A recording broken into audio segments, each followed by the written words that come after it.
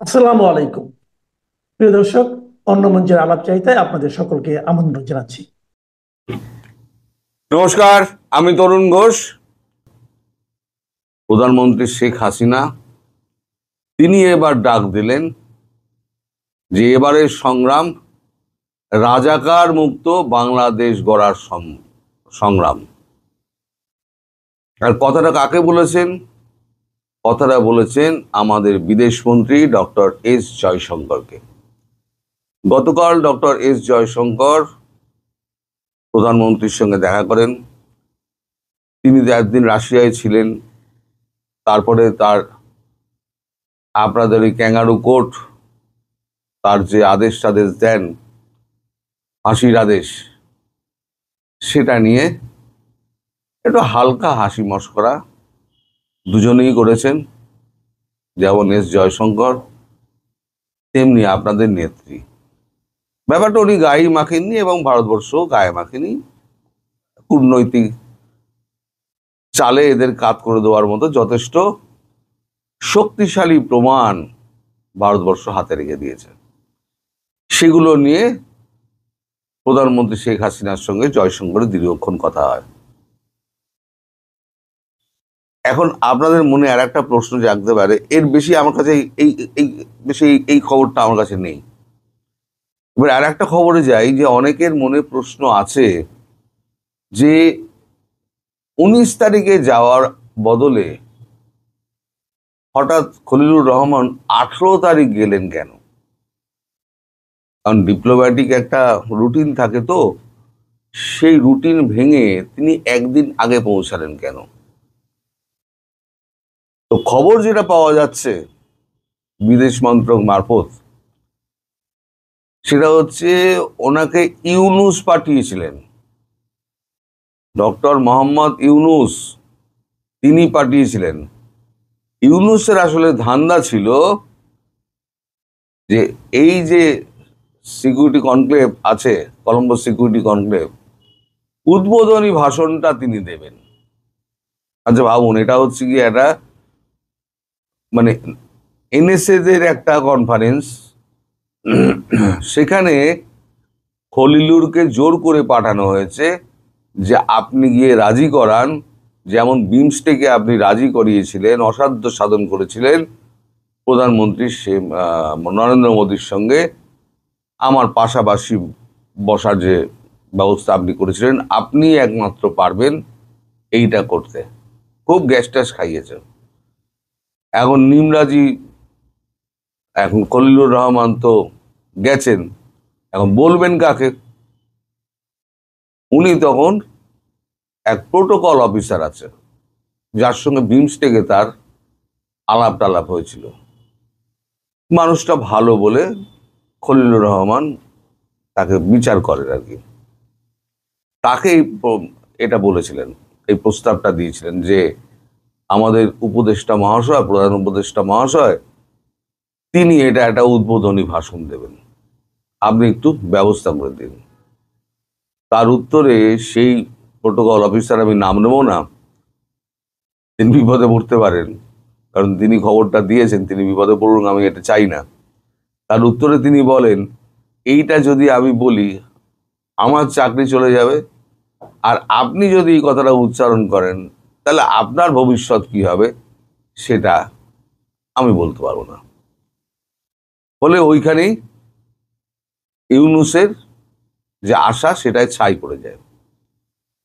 তাহলে ইউনুস কত বড় ধুরন্ধর ভাবুন, যেখানে যেখানে পারবে সেখানে সেখানে গিয়ে হাত মারবে। একটা যদি ছবি তোলা যায়, একটা যদি শীর্ষ নেতাদের সঙ্গে একটা যদি তার একটা গ্রুপ পিকচার হয়, তার জন্য তিনি যে কোনো সম্মেলন যত নিচের দিকেই হোক না কেন, যেখানে কোনো রাষ্ট্রনেতা উপস্থিত হয় না, সেখানেও উনি যেতে রাজি। মানে নির্লজ্জতার সীমাহীন জায়গায় পৌঁছে গেছেন উনি। আচ্ছা, এবার প্রশ্ন করা হয় খলিলুরকে যে আপনি এতবার সরি বললেন কেন? Sorry, we are very sorry. Khalilur বলেছেন যে এর পরে যেটা বাংলা ভাষায় বলতে হয় সেটা হচ্ছে আমাদের মাফ করে দিন। তখন সেই ডিপ্লোম্যাট জিজ্ঞেস করেছেন প্রোটোকল অফিসার যে আপনি এই কথাটা বলছেন কেন?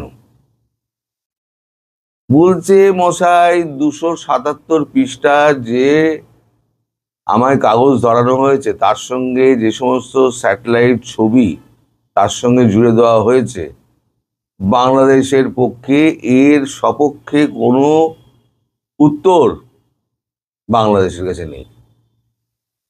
ফলে ওই মাপ চাওয়া ছাড়া আমাদের এবারে মাফ করে দিন এটা বলা ছাড়া আর কোনো উপায় ছিল না। সেটাই এই ভদ্র ভাষায় বলেছি, we are sorry, very very sorry. মাফ করবেন, আমার এই ঠান্ডা গরমে না আমার এই গলাটা একটু বসে গিয়েছে, যার যার জন্য মাঝে মাঝে কাশি আসছে, আমি সামলাতে পারছি না। আপনারা একটু মাফ করে দেবেন আমার। আর তারপরেতে এই যে আপনাদের দেশে ভুটানের রাজা গেছিলেন, ভুটানের রাজাকে তো দারুণ আপ্যায়ন আপনারা করেছেন। মোহাম্মদ ইউনূস স্বয়ং গিয়ে তাকে আপ্যায়ন করে নিয়ে এসছেন, একেবারে প্লেন থেকে নামিয়ে খুব খাতির যত্ন করে। কিন্তু তিনি একটা গভীর এবং গুরুত্বপূর্ণ মেসেজ পাঠিয়েছেন, যে মেসেজটা নরেন্দ্র মোদী তার ভুটান সফরের, তার বাংলাদেশ সফরের আগে, মানে ভুটানের রাজার বাংলাদেশ সফরের আগে 13 তারিখ গিয়ে আমাদের প্রধানমন্ত্রী নরেন্দ্র মোদী 13 তারিখে ভুটান গেছিলেন। সেখান থেকে যখন গাড়ি বিস্ফোরণ হয় তখন তারপরের দিনই উনি ভুটান থেকে ফিরে আসেন, বা সেদিন রাত্রিরে হয়তো ফিরে আসেন। তো ওই সময়তে মোদী কিছু বার্তা দিয়েছিলেন যে আপনি তো বাংলাদেশ সফরে যাচ্ছেন, তো আপনি আমাদের পার্শ্ববর্তী দেশ, আপনার সুরক্ষা ভারতবর্ষের সুরক্ষার সঙ্গে জড়িত, সুতরাং আপনি এই কথাগুলো আপনি ভালো করে ডক্টর ইউনূসের মাথায় ঢুকিয়ে দিয়ে আসবেন, যে কি হলে কি হতে পারে, আর বাংলাদেশটাকে সংকটময় অবস্থার দিকে না ঠেলে ভারতবর্ষ যেটা চাইছে সুন্দর স্থিতিশীল একটা ব্যবস্থা, সেইটা করার জন্য আপনার কথা আপনি বলুন, সঙ্গে ভারতের এই বার্তাটা আপনি পৌঁছে দেবেন। কারণ আমাদের সঙ্গে বাংলাদেশের আর কোনো সম্পর্ক, কূটনৈতিক সম্পর্ক বিশেষ খুব একটা নেই যে আমরা বার্তা পৌঁছাতে পারি।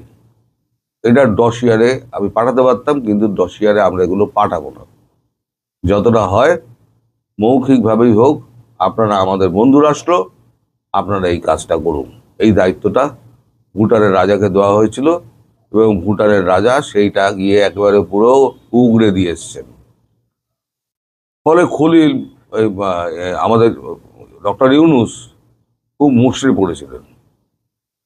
মানে চারদিক দিয়ে এত দুঃসংবাদ আসছে যে তিনি খুব একদম মুষড়ে পড়েছেন। সরি, ওনার একটা লম্বা খেলা খেলেছিলেন আইসিটিতে মামলাটা করে। সেই মামলায় শেখ হাসিনাকে ফাঁসি কাস্টে ঝোলানোর ব্যবস্থা করে সেটা যে বুমেরাং হয়ে যাবে, সেটা ডক্টর ইউনূস মোটা মাথার বুদ্ধি, তো সুদের বুদ্ধি করতে করতে সুদের নিতে নিতে সুদের ব্যবসাটাই বোঝে, কূটনীতি বোঝে না, রাজনীতিও বোঝে না, যে এটা কত বড় বুমেরাং হতে পারে।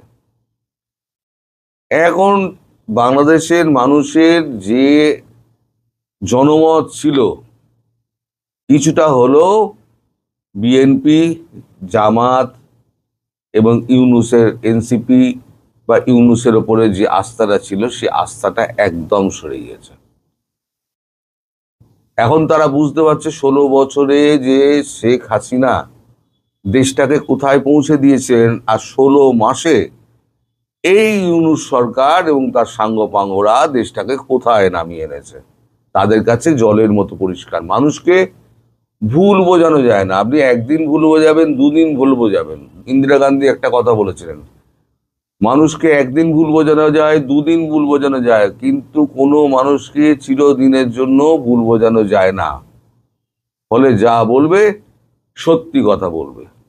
এমার্জেন্সি তুলে দিয়ে উনি সত্যি কথাটা বলেছিলেন যে আমি অন্যায় করেছিলাম, আমি এই অন্যায়ের জন্য আপনাদের কাছে আমি ক্ষমা চাইছি, দেশবাসীর কাছে ক্ষমা চাইছি। দেশবাসী কিন্তু ক্ষমা করেছিলেন। ইন্দিরা গান্ধী তারপরের ভোটে বিপুল জয় নিয়ে চলে আসেন। কারণ মানুষ ভুল করে, মানুষ মাত্রই ভুল করে, কিন্তু ইউনূসের তো সেই চিন্তা নেই, ভুল শোধরাবার কোন রকম ইচ্ছা ইউনূসের নেই, আর নিজেকে রেকটিফাই করার মতো অবস্থাও এখন ইউনূসের হাতে নেই। পুরো ক্ষমতাটাই চলে গিয়ে জামাতের হাতে। জামাতের ব্যবস্থা যেটা হবে আমি আগামীকাল আপনাদের বলবো। আচ্ছা, শেখ হাসিনা তিনি জয়শঙ্করকে বলেন, ডক্টর জয়শঙ্করকে, যে মিস্টার জয়শঙ্কর, আপনি তো দেখেছেন আমার দেশে যখন কোন রকম আপৎকালীন ঘটনা ঘটেছে তখন আমি প্রাণ দিয়ে মানুষের জন্য করেছি। আজকে বাংলাদেশের বুকে একটা ভূমিকম্প হয়ে গেল, এতজন মানুষ মারা গেলেন, এত আহত হলেন।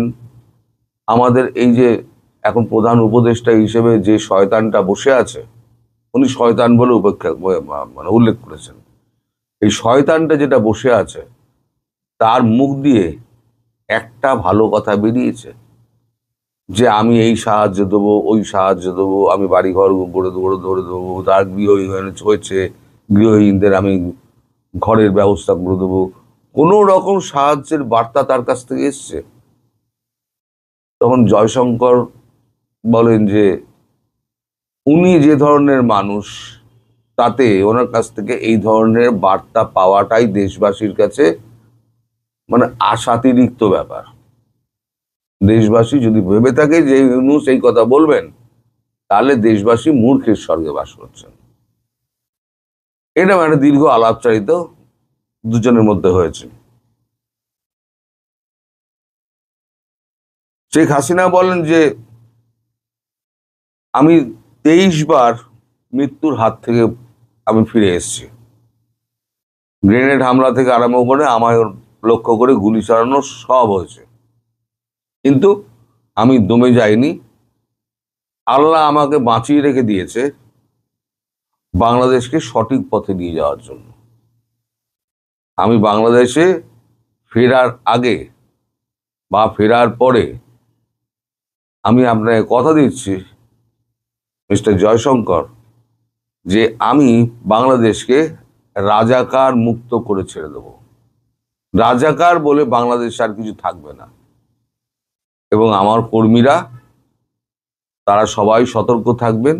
আমি আশা করব আমি খুব শিগগিরই কর্মীদের উদ্দেশ্যে আমি একটা বক্তব্য রাখবো, সেখানে তাদেরকে আমি বলে দেবো আপনার রাজাকার চিনে রেখে দিন, পরে এদেরকে ধরে পটাপট জেলে ভরতে হবে, এবং তারা যাতে আমৃত্যু জেলে থাকে সেই ব্যবস্থা করতে হবে।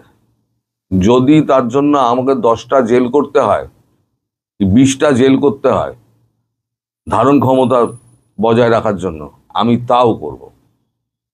আমি চাইব ভারত আমাদের পাশে থাকুক। আমরা যেমন অর্থনৈতিক স্থিতিশীলতার মধ্যে দিয়ে যাচ্ছিলাম ভারতবর্ষের সাহায্যে, ভারতবর্ষ সেই সাহায্য নিশ্চয়ই আমাকে করবে।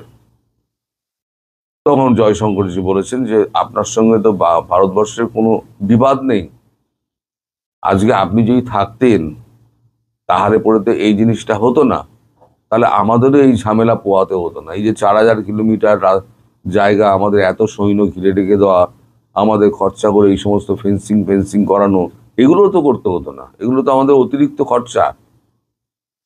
তারপর সৈন্যগুলো আমার ব্লক হয়ে রয়েছে, তারপর রেগুলার তাদেরকে খাবার দাবার পাঠানো, অস্ত্র পাঠানো, কখন কি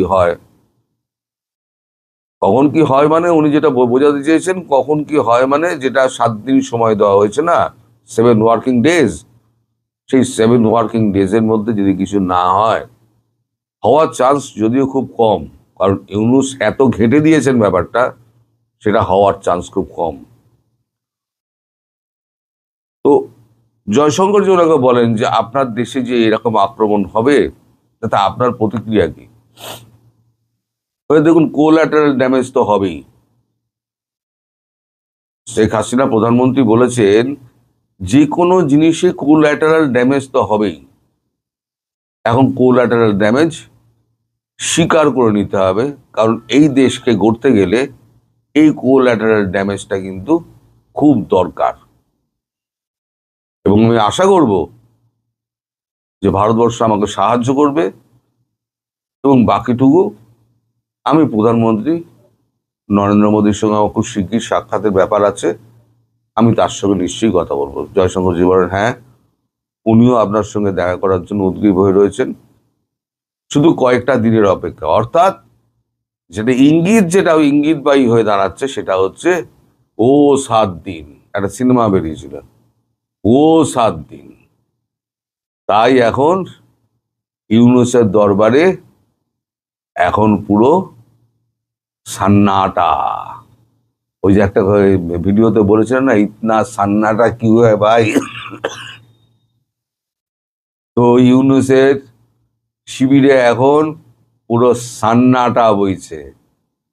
এই সান্নাটা নিয়ে ইউনূস এখন কি করবেন ইউনূস ভাবছেন, কারণ এই ইঙ্গিতটাও খলিলুরকে দিয়ে দেওয়া হয়েছে যে কেউ এখান থেকে এক্সিট পাবেন না, কেউ না। ইউনূস তো পাবেনই না, ইউনূসের সাগরের যারা আছেন, যদি বিদেশি পাসপোর্ট থাকে সেটা আলাদা কথা, আটকাতে পারবে না ভারত।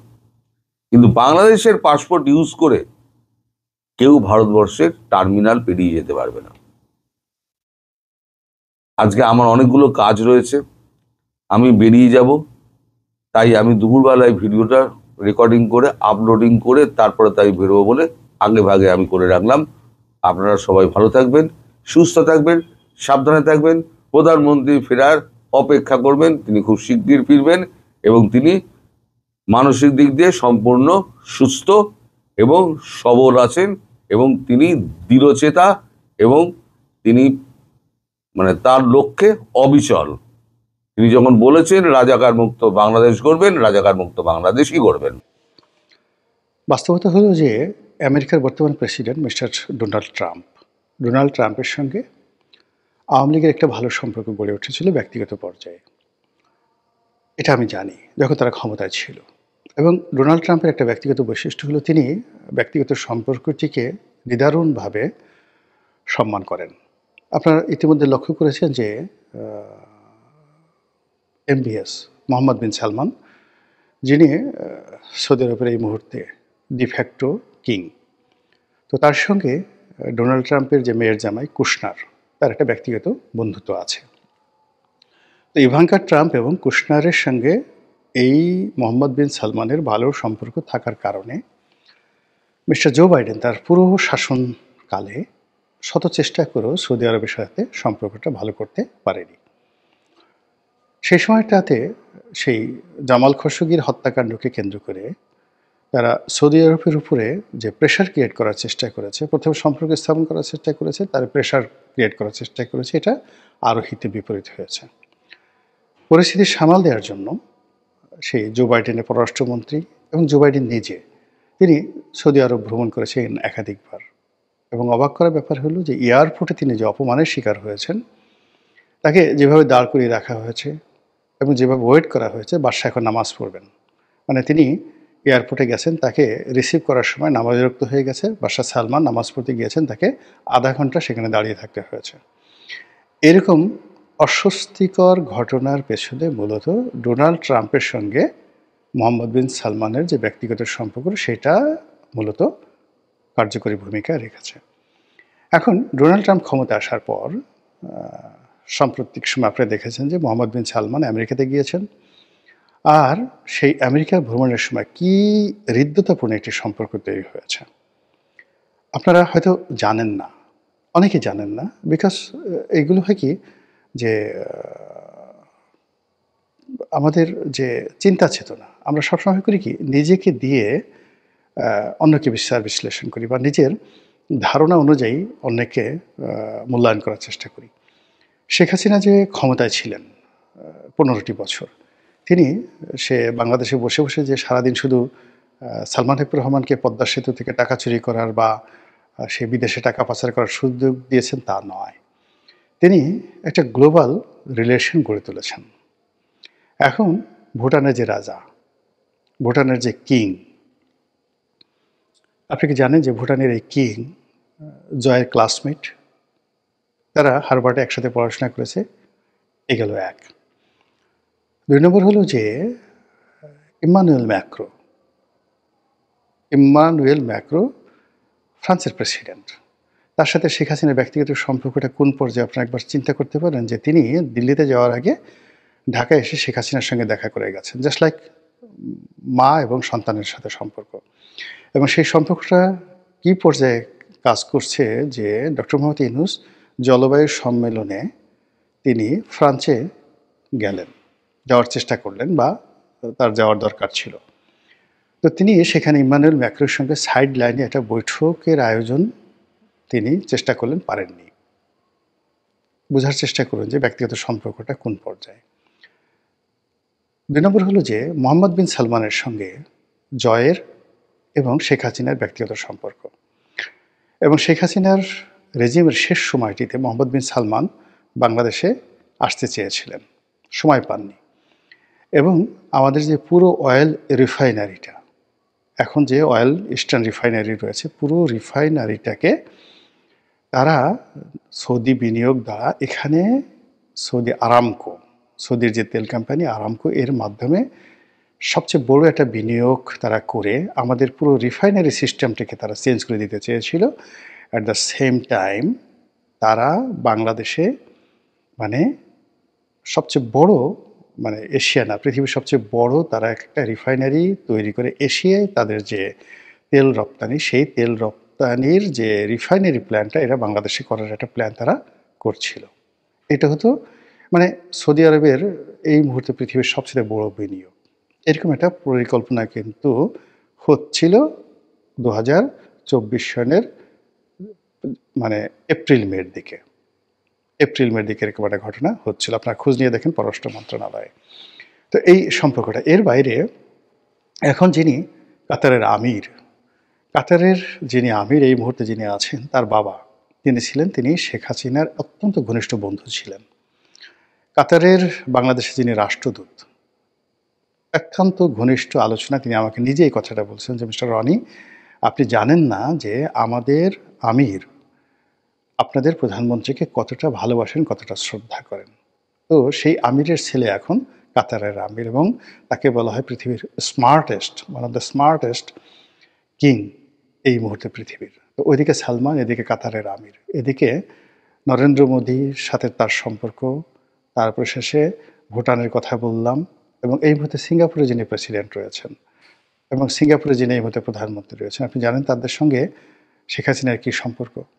শেখ হাসিনার কথা বাদ দেন, ওখানে যে সামিট গ্রুপের আজিজ খান আছেন, আজিজ খানের সাথে সিঙ্গাপুরের প্রধানমন্ত্রীর কেমন সম্পর্ক, এটি কি আপনারা জানেন? আপনারা জানেন না। তো যেটা বলছিলাম যে মিস্টার ডোনাল্ড ট্রাম্পের সঙ্গে শেখ হাসিনার একটা ব্যক্তিগত সম্পর্ক রয়েছে এবং সেই সুবাদে জয় এবং পুতুলের ওখানে একটা ভালো সম্পর্ক রয়েছে। এবং এটা আমরা ইদানিং দেখতে পাচ্ছি। জয় যে কথাগুলো বলছেন এই মুহূর্তে, তাকে বিভিন্ন অ্যাঙ্গেল থেকে প্রশ্ন করা হচ্ছে যে আপনি তো আমেরিকাতে আছেন, তো আপনার বিরুদ্ধে তো অনেক অভিযোগ। সবাই যেটা আমরা বাংলাদেশ থেকে যেটা বলার চেষ্টা করি যে আমেরিকা এমন একটা কান্ট্রি যেখানে আসলে চুরিচামারি কোনো সুযোগ নেই, যেখানে আপনি কোনো 2 নম্বর কোনো কাজ করতে পারবেন না, আপনি যত বড় রাজা হন, বাদশাহ হন, সেখানে কোনো চুরির টাকা, 2 নম্বরি টাকা নিয়ে সেখানে হজম করতে পারবেন না, এই ধরনের কথাবার্তা। তো সেক্ষেত্রে বলা হয়ে থাকে যে বাংলাদেশ থেকে কত 16 লক্ষ কোটি টাকা আওয়ামী লীগ পাচার করেছে। যদি 16 লক্ষ কোটি টাকা পাচার করে থাকে, জয়ের কাছে তো 2-1 লক্ষ কোটি টাকা আছে, তো সেই টাকা কোথায় আছে? সুইজারল্যান্ডে থাকতে পারে, সেই টাকা আমেরিকাতে থাকতে পারে, আমেরিকাতে তার গল্ফ কোর্স আছে, ইত্যাদি ইত্যাদিতে দিয়ে নানা রকম, মানে শেখ হাসিনা যখন ক্ষমতায় তখনও তো আমরা এই জিনিসগুলো প্রচার করেছি। কিন্তু এখন যেটা দেখা যাচ্ছে এই 14 মাস পরে, যে জয়ের মানে সবার ধারণা ছিল যে শেখ হাসিনা যতদিন ক্ষমতা আছে এই কারণে আমেরিকা সেখানে নড়াচড়া করছে না, যেদিন শেখ হাসিনা ক্ষমতা চলে যাবে তারপরের জয়কে গ্রেপ্তার করা হবে, তাকে জেলে নেওয়া হবে। কিন্তু জয় সেখানে একটা বহাল তবিয়তে আছে এবং তার ইদানিং যে কথাবার্তাগুলো হচ্ছে, তিনি ফ্রিকুয়েন্টলি ইংরেজিতে কথাবার্তা বলছেন, ইংরেজিতে সাক্ষাৎকার দিচ্ছেন এবং একটা জায়গাতে দেখলাম যে তিনি আমেরিকা সম্পর্কে, ডোনাল্ড ট্রাম্প সম্পর্কে যে কথাগুলো বলছেন, তাতে স্পষ্টত বোঝা যাচ্ছে যে ডোনাল্ড ট্রাম্প সরকারের সাথে তার একটা ভালো সম্পর্ক আছে এবং সেই সম্পর্কটা যেটা অতীতে ছিল সেটা এখনও ধারাবাহিকভাবে এটা কন্টিনিউ করছে। This is one. Second thing হলো, এখন এই মুহূর্তে আমেরিকার যে পলিসি, তাদের যে গোয়েন্দা সংস্থাগুলোর প্রধান তুলসী গ্যাবার্ড, তিনি যে কথাগুলো বলেছেন যে এখন বাংলাদেশ থেকে শুরু করে অন্য যে সকল দেশে আমেরিকার ডিপ স্টেট পলিসি কার্যকর ছিল এবং সেই ডিপ স্টেট পলিসির অধীন যে সকল দেশের সরকার পরিবর্তনে আমেরিকা যে বিনিয়োগ করেছে বা যে কর্মকাণ্ড করেছে, it is stop now. This is one. Second thing হলো যে তারা অন্য দেশের ব্যাপারে নাক গলাবে না। থার্ডলি হলো তাদের যারা পুরনো বন্ধু রয়েছে সেই পুরনো বন্ধুর সাথে তারা সম্পর্ক আবার ঝালাই করবে। মধ্যে ইউক্রেন নিয়ে, ইউক্রেন যুদ্ধ নিয়ে, ইউক্রেনের প্রসঙ্গ নিয়ে, রাশিয়ান তেল কেনা নিয়ে নরেন্দ্র মোদীর সঙ্গে যে সম্পর্কটা খারাপ হয়ে গিয়েছিল, সেই সম্পর্কটা তৈরি করার জন্য ডোনাল্ড ট্রাম্প মানে কোন পর্যায়ে নেমেছেন বোঝার চেষ্টা করুন। যে তিনি বলছেন আমার বন্ধু ট্রাম্প, না আমার বন্ধু নরেন্দ্র মোদী, আমি তাকে টেলিফোনে তার সাথে কথা হয়েছে, নরেন্দ্র মোদী এত রাগ করেছে, তিনি বলছেন আমার সাথে কোনো কথা হয়নি। কিন্তু তারপরে কিন্তু ডোনাল্ড ট্রাম্প থেমে থাকেননি, তিনি বলছেন আমার সঙ্গে তার কথা হয়েছে। এরপর তিনি বলেছেন যে ভারতের সঙ্গে, নরেন্দ্র মোদীর সঙ্গে আমার যে সমস্যাগুলো তৈরি হয়েছে সেই সমস্যাগুলো খুব দ্রুত, অতি দ্রুত এগুলো নিষ্পত্তি হয়ে যাবে। এবং ইতিমধ্যে খবর হলো যে আমেরিকা থেকে ভারত প্রায় $900 মিলিয়ন সেই অস্ত্র কিনেছে এবং এই অস্ত্র কেনার আগে আমেরিকার সঙ্গে ভারতের একটা যাকে বলে পার্টনারশিপ, যাকে স্ট্র্যাটেজিক মানে কৌশলগত সামরিক মিত্রতা হয়েছে এবং এই সংক্রান্ত একটা চুক্তি স্বাক্ষরিত হয়েছে। এবং এই চুক্তির ধারাবাহিকতায় যদি নরেন্দ্র মোদী এবং ডোনাল্ড ট্রাম্পের সেই পুরনো বন্ধুত্ব আবার চালু হয়ে যায়, তাহলে বুঝতে পারবেন যে ওই সম্পর্কের সঙ্গে যদি আবার ডোনাল্ড ট্রাম্পের সঙ্গে শেখ হাসিনা, ডোনাল্ড ট্রাম্পের সঙ্গে বা বর্তমান রিপাবলিকানদের সঙ্গে আওয়ামী লীগের সম্পর্ক বা জয়ের যে কানেক্টিভিটি, এবং জয়কে আমরা দেখেন অনেকগুলো গোয়েন্দা রিপোর্টও আসছে যে 1996 থেকে 2001 সন আওয়ামী লীগের যে জমানাতে, তো আওয়ামী লীগের জমানাতে পুরো মার্কিন প্রশাসনকে বিএনপির বিরুদ্ধে কাজে লাগানোর জন্য এবং তারেক রহমান সাহেব থেকে শুরু করে বিএনপির অনেক নেতাকে আমেরিকাতে ব্ল্যাকলিস্টেড করার জন্য আওয়ামী লীগ যে বিনিয়োগ করেছিল, কাজ করেছিল এবং যে লবিস্ট ফার্ম নিয়োগ করেছিল, এই টোটাল কাজটা করেছিল মিস্টার জয়। এটা বিএনপি অভিযোগ করছে এবং এটা রিটেন যে এই কাজটা তারা করেছে। তো যেখানে 96 থেকে 2001 সালের মধ্যে যদি জয় এই কাজ করতে পারে, তাহলে 25 বছর পর জয়ের কি অভিজ্ঞতা কমলো না বাড়লো? জয়ের ক্ষমতা বাড়লো না কমলো? বা পরিবেশ পরিস্থিতি কি জয়ের প্রতিকূলে চলে গেল কিনা? এই জিনিসগুলো যদি আপনি ভাবেন এবং সাম্প্রতিক সময় এএনআই, আমেরিকান মিডিয়া থেকে শুরু করে বিশ্বের তাবৎ বড় বড় মিডিয়ার সঙ্গে পাল্লা দিয়ে যেভাবে সজীব ওয়াজেদ জয়, যেভাবে মোহাম্মদ আরাফাত মানে সেই